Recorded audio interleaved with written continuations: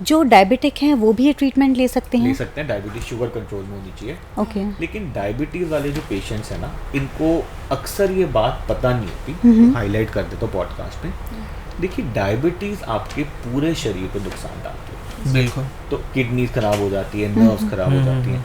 ऐसे ही डायबिटीज़ का असर हमारी आंख के पर्दे में भी आता है। ओके। उसको हम लोग कहते हैं डायबिटिक रेटिनोपैथी। जी।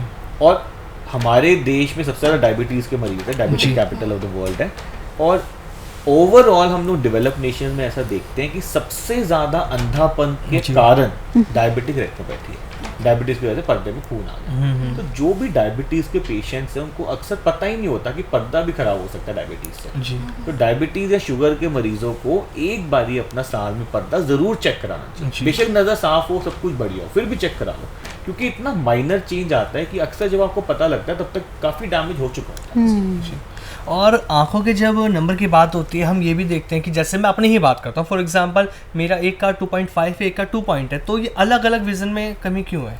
नहीं, इतना ज़्यादा नहीं है। यूजुअली ऐसे होता है 2, 3, 2.5 सेम क्यों नहीं रहता ये? मोटा मोटा सेम होता है, एग्जैक्टली सेम बहुत कम लोगों में मिलता है जी। मेजॉरिटी लोगों में मोटा मोटा बराबर है। जी। मतलब एक में 5 है तो दूसरे में 5.5, 6 है। बिल्कुल, ये हम देखते हैं बराबर से। जी। मतलब अगर ऐसा हो कि एक में 2 और दूसरे में एग्जैक्टली 2, बहुत सारे होते हैं, 10-20% पेशेंट होते हैं, लेकिन कम होते हैं।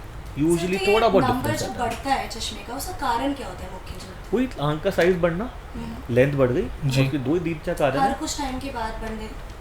यूजुअली 18 साल तक, कभी कभी 20 साल तक, उसके बाद नंबर स्टेबल हो जाता है। लेकिन एक और इम्पोर्टेंट बात है, अगर आपकी आंख में चश्मे का नंबर है और आप चश्मा पहन नहीं रहे तो ये बढ़ेगा, तो लगातार पड़ेगा। तो बिना सर्जरी के भी क्या, अगर हम सर्जरी नहीं कराते हैं, सर्जरी से बहुत से लोग होते हैं कि डरते हैं, तो बिना सर्जरी के भी नंबर को रोका जा सकता है, स्टेबल करा जा सकता है एक टाइम तक के लिए? देखिए, इसमें ना क्या होता है, एक बार आपकी 18 साल की उम्र क्रॉस हो गई, फिर तो वैसे अपने आप ही स्टेबल हो जाएगा। जी।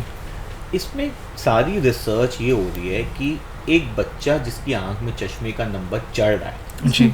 क्या उसको हम रोक सकते हैं? तो किसी का नंबर मान लीजिए 6 पहुंचता था, हाँ। तो क्या कोई तरीका है इसको कम कर दें, 2 या 3 पे रोक लें? तो अब ये भी तरीका है।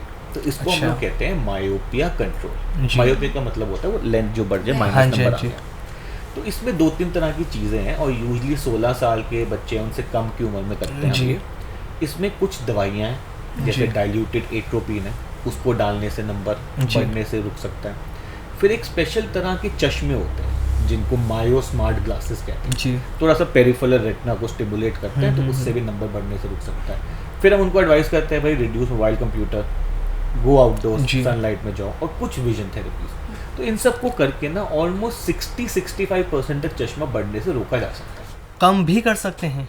कम करने के लिए ऑपरेशन करना पड़ेगा। ऑपरेशन है, बढ़ने से रोका, बढ़ने से रोक सकता है। तो अगर किसी का चश्मा 5 पहुंचना था तो उसको हम 2-2.5 पे रोक सकते हैं। और आपने ना बीच में हमें पॉडकास्ट में बात कर रहे थे आइज ब्लिंक को लेकर, एक हेल्थी आइज की जो होती है उसको कितना 1 मिनट में ब्लिंक होनी चाहिए? आइज 1 मिनट में करीब 16, 17, 18 बार ब्लिंक होनी चाहिए। लेकिन जब आप मोबाइल कंप्यूटर में बैठते हैं ना जी, 8 से 9 बार ब्लिंक होती है। 8 से 9 बार रिड्यूस हो जाता है।